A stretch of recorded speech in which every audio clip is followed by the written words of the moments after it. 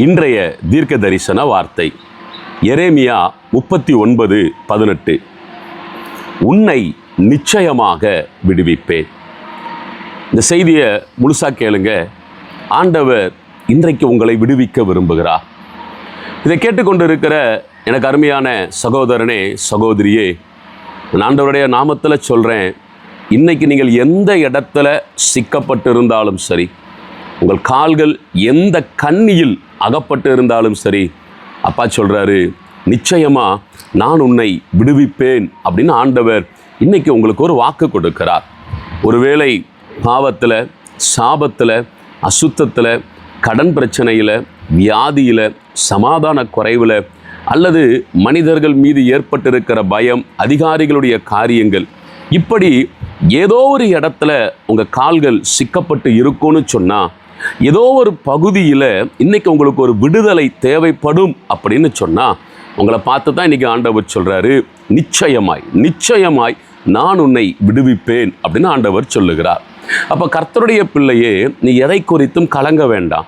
உங்கள் பிள்ளைகளுடைய வாழ்க்கை இப்படி ஆகிவிடுமோ, என் பிள்ளைக்கு இப்படி நடந்து விடுமோ, பிரிந்து விடுவார்களோ, நீ கவலைப்பட வேண்டிய அவசியம் இல்லை.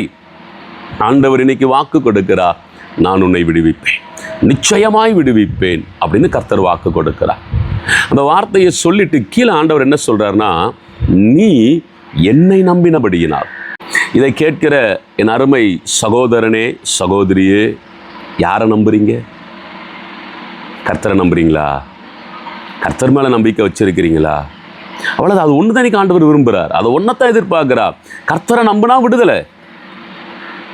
சாத்ராக், மேஷாக், ஆபேத் நேகோ எரிகிற அக்கினி சூளையின் நடுவிலே போடப்பட்டார்கள். அவர்கள் கர்த்தரை நம்பினார்கள், கர்த்தர் அவர்களை விடுவித்தார். தானியேல் சிங்க கெபியில தூக்கி போடப்பட்டார், அவரும் கர்த்தரை நம்பினார், விடுவிக்கப்பட்டார். நீங்கள் யாரை நம்புறீங்க?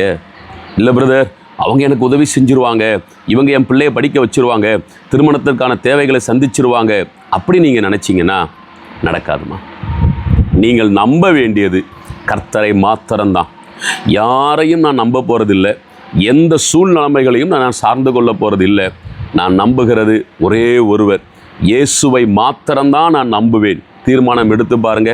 உங்களை பார்த்து இன்னைக்கு ஆண்டவர் சொல்கிறார், என் மகனே, என் மகளே, நீ என்னை நம்புகிறபடியினால் நிச்சயமாக நான் உன்னை விடுவிப்பேன் அப்படின்னு ஆண்டவர் இன்றைக்கு உங்களோடு கூட பேசி உங்களுக்கு ஒரு வாக்குத்தத்தத்தை கொடுக்கிறார்.